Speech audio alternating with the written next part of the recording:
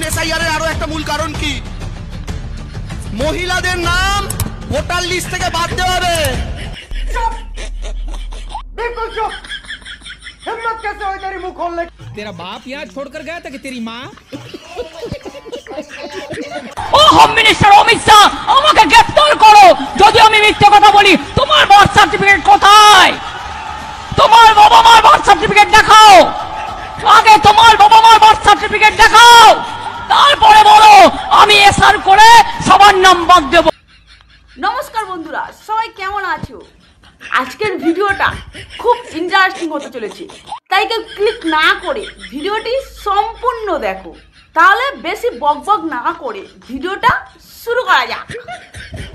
এই সময় কম, শুরু করো। এই কি দেখছি, পিসি তো এসআইআর এর জন্য পুরো পাগল হয়ে গেছে। তার মানে কি, যার আজকে 41-42 বছর বয়স হোক, তাদের বাবা মায়ের বার্থ সার্টিফিকেট নিয়ে আসতে হবে। বলো কি, তুমি সত্যি বলছো? কোথা থেকে নিয়ে আসবে?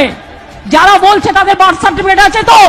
আচ্ছা, ও হোম মিনিস্টার অমিত শাহ, আমাকে গ্রেফতার করো যদি আমি মিথ্যে কথা বলি। তোমার বার্থ সার্টিফিকেট কোথায়? তোমার বাবা মার বার্থ সার্টিফিকেট দেখাও।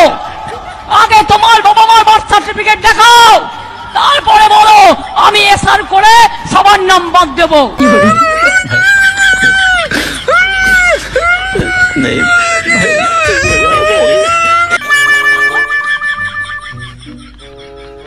आप मुस्कुरा क्यों रहे? बहुत मजा आ रहा है सर। ও পিসি দাঁড়াও দাঁড়াও, নিজেকে সামলাও। উফ ভগবান, তুমি তো দেখছি পুরো পাগল হয়ে গেছো এসআইআর এর জন্য। কি বলে? ও পিসি, তুমি সরকারের থেকে মাইনে নাও না? আমি সরকার থেকে 1 পয়সা মাইনেও নিই না। তাহলে তোমার চলে কি করে?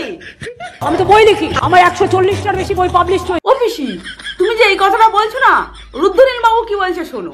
মুখ্যমন্ত্রী কখন বই লেখেন, কখন রাজ্য চালান, কখন দল চালান আমি জানি না। অত ট্যালেন্টেড লোককে যে সারা পৃথিবী চিনতে পারেনি, এটা আমাদের আফসোস। रुला दिया आपने। एक आदमी में इतना टैलेंट कैसे होता है? উনি পুংপাং করে পিয়ানো বাজান, ঝমঝম করে লেখেন। উনি এমন গান শোনা গেছে যে ইএনটি পেশেন্ট বেড়ে।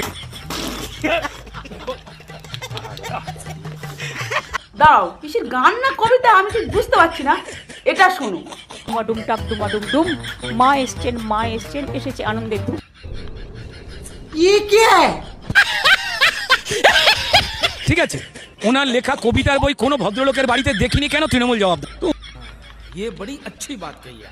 ওরা কি বইয়ে দোকান খুলেছে না করেছে? ব্ল্যাক মানি হোয়াইট হয় এইসব বই থেকে, জেনে রেখে দিন।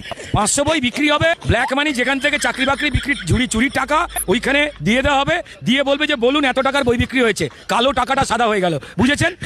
बात तो सही है। আমি বুঝতে পারছি তোমরা আরেকটু বেশি এন্টারটেইন হতে চাইছো, তো তাহলে আমাদের সুধাংশু বাবুর কাছে চলে যায় আরেকটু বেশি এন্টারটেইন হওয়ার জন্য। ওকে, চলো সুধাংশু বাবুর কাছে যাই। এসআইআর এর আরো মায়েরা জেনে রাখুন এসআইআর এর আরো একটা মূল কারণ কি?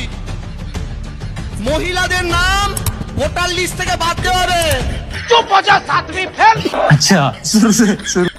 এসআইআর এর আরো মায়েরা জেনে রাখুন এসআইআর এর আরো একটা মূল কারণ কি? মহিলাদের নাম ভোটার লিস্ট থেকে বাদ দেওয়া হবে।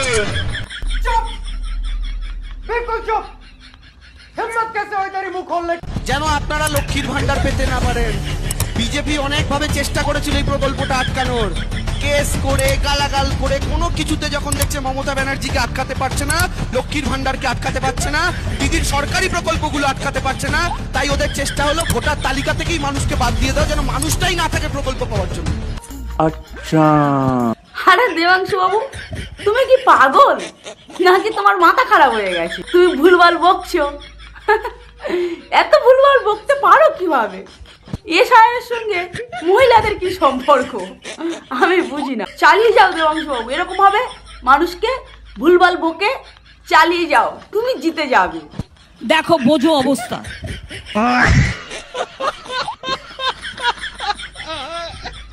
বলছি সুধাংশু বাবু, বিজেপির তো অনেক ক্ষমতা আছে, তোমাদের কাছে কি আছে?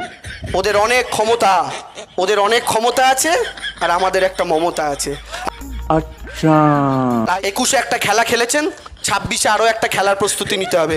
এবারের খেলাটা কিন্তু ওয়ার্ল্ড কাপ, এটা মাথায় রাখতে হবে। আর আমি 21-এর মতোই আরো একবার বলি, ওদের অনেক প্লেয়ার। আচ্ছা দেবাংশু বাবু, পরশুদিন একটা লোক এসেছিল, ওই লোকটার নামটা যেন কি? পরশুদিন একটা লোক এসেছিল, মিঠুন চক্রবর্তী, ডিস্কো ডান্সার। ভালো কথা। আমাদের মিঠুন চক্রবর্তীর কিছু কথা তুমি বলো। সিনেমা ছিল মিঠুন চক্রবর্তীর একটা, আমার হেভি প্রিয় সিনেমা ছিল, এমএলএ ফাটাকেষ্ট। এমএলএ ফাটাকেষ্ট দুটো সিনেমা পরপর বেরিয়েছিল, এমএলএ ফাটাকেষ্ট, তারপর একটা মিনিস্টার ফাটাকেষ্ট।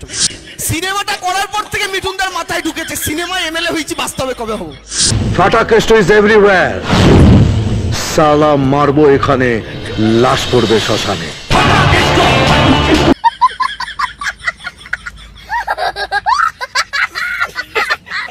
মিঠুনদার ড্রেসটা দেখবেন, গরমকালেও সোয়েটার পরে থাকে, গলায় একটা মোটা মাফলার এমন ভাবে জড়াবে মনে হবে মিশরের মমি।